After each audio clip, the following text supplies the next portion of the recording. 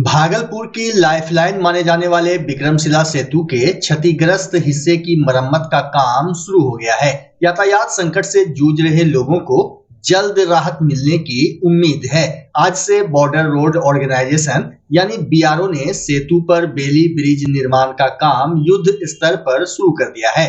BRO की करीब 100 सदस्यीय विशेषज्ञ टीम मंगलवार देर रात भागलपुर पहुंची और बुधवार सुबह से फ्रेम वर्क का कार्य शुरू कर दिया। अधिकारियों के अनुसार सेतु पर 49 मीटर लंबा और 5 मीटर चौड़ा अस्थायी बेली ब्रिज तैयार किया जाएगा, जिसे अगले 20 दिनों के भीतर पूरा करने का लक्ष्य रखा गया है। बेली ब्रिज बनने के बाद सेतु पर हल्के वाहनों का परिचालन दोबारा शुरू हो सकेगा। इससे रोजाना हजारों यात्रियों को राहत मिलेगी और नाव के सहारे होने वाले जोखिम भरे सफर से मुक्ति मिलेगी। निर्माण कार्य की संवेदनशीलता को देखते हुए जिलाधिकारी डॉक्टर नवल किशोर चौधरी ने पुल पर आम लोगों की आवाजाही पूरी तरह प्रतिबंधित कर दी है। पुल के दोनों सिरों पर भारी संख्या में पुलिस बल तैनात किया गया है। बीआरओ की टीम ने काम शुरू करने से पहले क्षतिग्रस्त हिस्से की हाईटेक फोटोग्राफी और तकनीकी सर्वे भी किया। अब पूरे भागलपुर की नजर बनने वाले बेली ब्रिज पर टिकी है। पहुंचना शुरू हो गया है। अब जो टेक्निकल कार्यक्रम है अलाइनमेंट सेट करके उस पर हम लोग लगने वाले हैं। ठीक है। कितना समय लगेगा सर किसमें तो पूरा होने में, काम को पूरा होने में? मेरे ख्याल से सामान आने के बाद लॉन्चिंग वगैरह करने में 6-7 दिन, 8 दिन, 10 दिन का ऐसे समय लगता है। सब मिला करके बहुत सारे कार्यक्रम करने होते हैं इसके अंदर, तो हो जाएगा। क्या ये सामान कहाँ से आ रहा है? सामान कहाँ से आ रहा है? सामान आ रहा है कलकत्ता से। हाँ, सामान कलकत्ता से आ रहा है। एक चीज और जीआरएससी का सामान है। जीआरएससी का।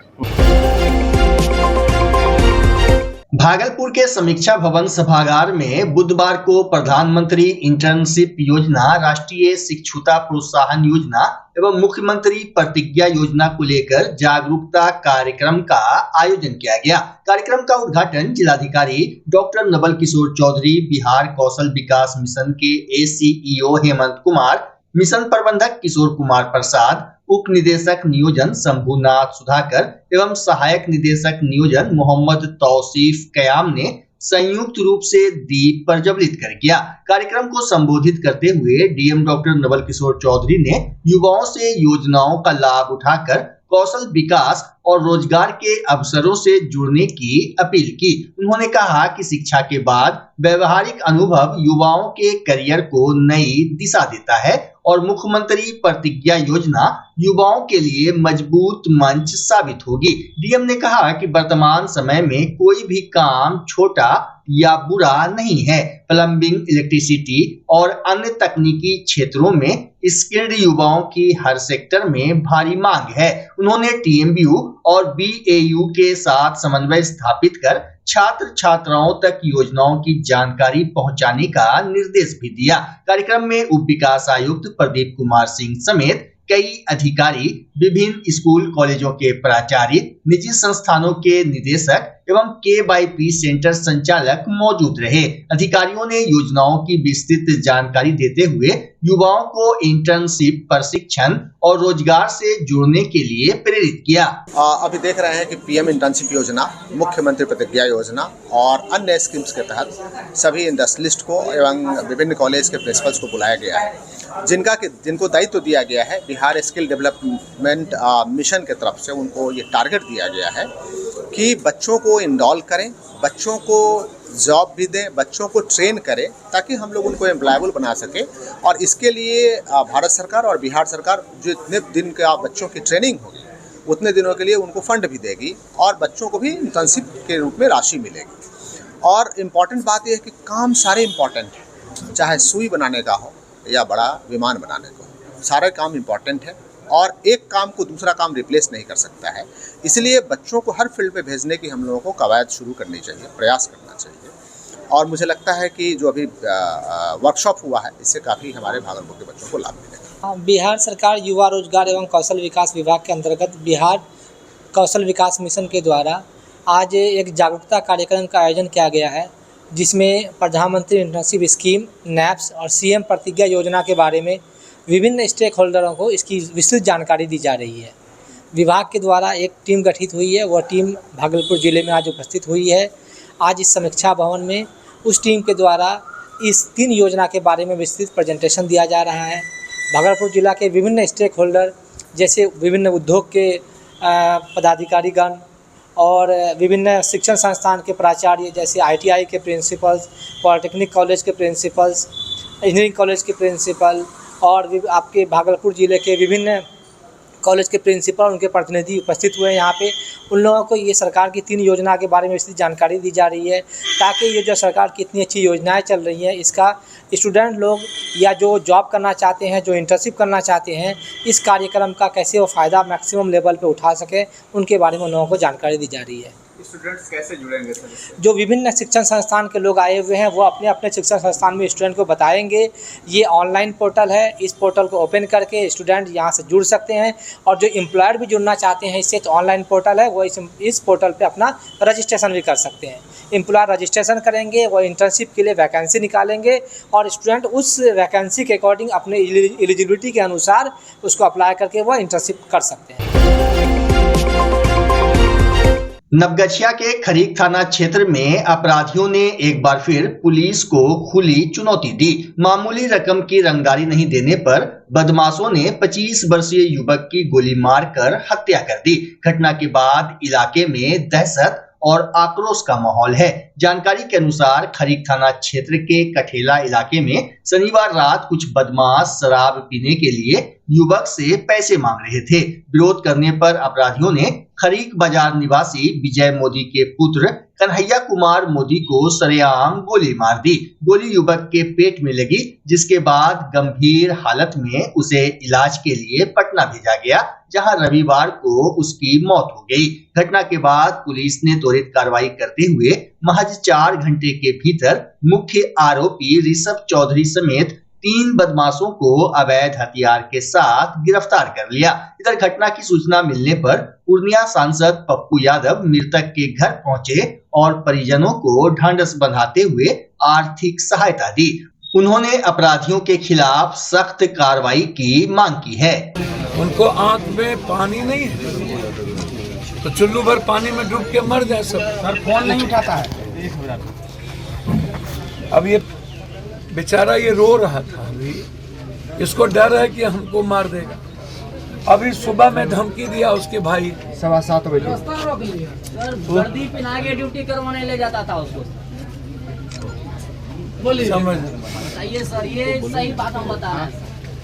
अभी हमने सीनियर एसपी से प्रमोद बाबू से बातचीत की है। हमने कहा ये सिलेंडर तो छोटे मोटे केस में इसको करवा दिया जाता है और उसके बाद वहां जेल से उसकी शुरू होती है हुकूमत।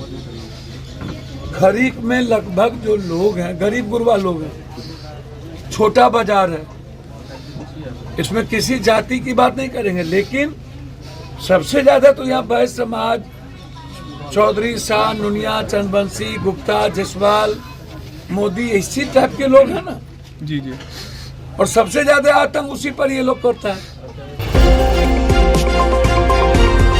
विक्रमशिला सेतु के क्षतिग्रस्त होने के बाद आवागमन को तेज, सुरक्षित और सुगम बनाने की दिशा में प्रशासन ने बड़ा कदम उठाया है। जिलाधिकारी के निर्देश पर 3 निजी कंपनियों को फेरी और कार्गो सेवा संचालन की अस्थायी अनुमति दी गई है, जिससे अब 18 चक्का तक के भारी वाहनों के परिचालन का रास्ता साफ हो गया है। प्रशासन के अनुसार कन्हैया लॉजिस्टिक को बाबूपुर घाट सबौर से महादेवपुर गंगा घाट तक सेवा संचालन की अनुमति दी गई है। जहाज सेवा शुरू होने से ट्रक, बस और अन्य भारी वाहनों के साथ आम यात्रियों को भी कम समय में सुरक्षित यात्रा का लाभ मिलेगा।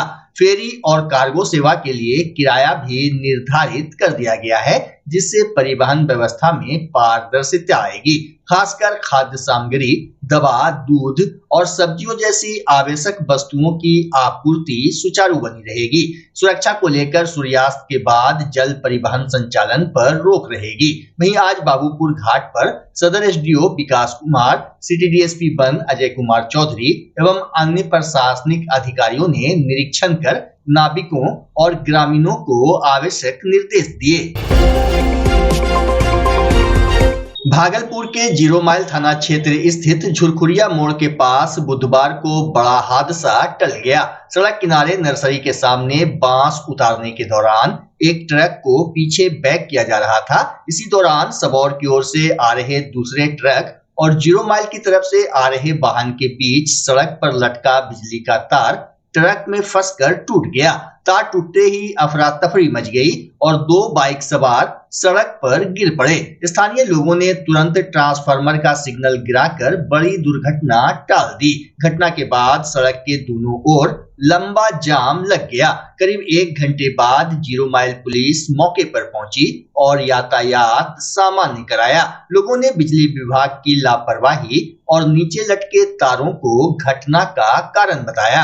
सबौर के तरफ से आ रहा था हाईवा गाड़ी, 9 बजे की लमसम टाइम था, जो क्या तार शॉर्ट करके लटक रहा था एनएच पे। हाईवा में फंस के जो है आगे तक चला गया। हाईवा का ड्राइवर किसी तरह जान बचा के कूदा। 9 बजे का घटना और 10 बजे प्रशासन पहुंचा। गनीमत रहा कि किसी के साथ कोई क्षति नहीं हुआ। बच्चा जब जन्म लेता है तो कई बार बच्चा तुरंत नहीं रोता है, रोने में देर हो जाता है। ऐसे में बच्चा क्षतिग्रस्त हो जाता है और उसके बचने की संभावना कम हो जाती है। और यदि बचा तो भविष्य में उसमें विकलांगता की समस्या आती है, जिसे सीपी कहते हैं, जिसका कोई माकूल इलाज नहीं है और ज़िंदगी भर बच्चा विकलांगता से जूझ सकता है। ऐसे में पूरे संसार में कूलिंग थेरेपी का सहारा लिया जाता है। जन्म से ठीक 6 घंटा के अंदर यदि उसको कूलिंग थेरेपी दिया जाए तो उससे उसका सीपी की समस्या कम होती है और बचने की भी संभावना बढ़ती है। पहली बार बिहार झारखंड में आपके शहर के स्नेह नवजात शिशु बाल सेवा केंद्र में यह मशीन उपलब्ध है। कभी भी ऐसी बात हो कि बच्चा रोने में विलम्ब हो गया तो आप स्नेह नवजात शिशु बाल सेवा केंद्र में जरूर संपर्क करें।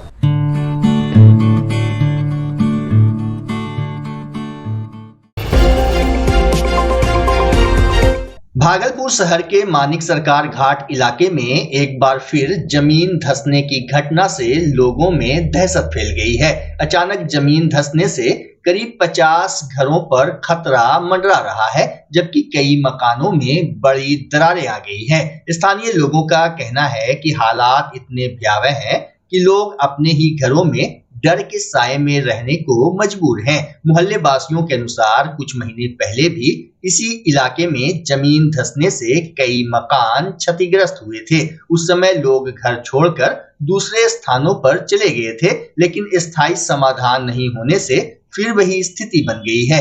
घटना के बाद प्रशासन से सुरक्षित पुनर्वास और ठोस कार्रवाई की मांग तेज हो गई है। स्थिति है और अभी जान माल की भी क्षति होने की पूरी संभावना है। अगर प्रशासन इस पे ध्यान नहीं देती है तो बहुत बड़ा इसमें दुर्घटना होने की संभावना है। अभी तो लग रहा है कि कम से कम 10 लंबाई में 40 मीटर तो जरूर होगा। अब आवाजाही कैसे होगी? आवाजाही कहाँ, संभव ही नहीं आवाजाही। हो गया हालत और जो है रोड गिर गया तो चला सब। इस जगह तो बहुत कमजोर स्थिति है और उस पर जो है तो बड़ा बड़ा गाड़ी चला। आज पहले से डैमेज है, देख लीजिए पूरा डैमेज हो गया। कितना जमीन धंसा है? हाँ, कितना मीटर जमीन धंसा है? जमीन जो देखने पूरे धंस गया है। वहाँ पर देख रहे कि पूरा धंसा हुआ है, 2 फीट 3 फीट 4 फीट करके सब, और किनारा छोड़ दिया रोड का ही। आने जाने में दिक्कत क्या, एकदम स्पर्श से बंद हो गया सब कुछ। रास्ता बंद हो गया। कितने घरों का रास्ता बंद? कितना इधर मकान हो? यहाँ 1 2 3 लेन का। 3 लेन का तो पूरा कॉलोनी का रास्ता जो है। हाँ हाँ हाँ। बच्चे उच्चे डर, अब 2 बच्चे का घर में बैठा है।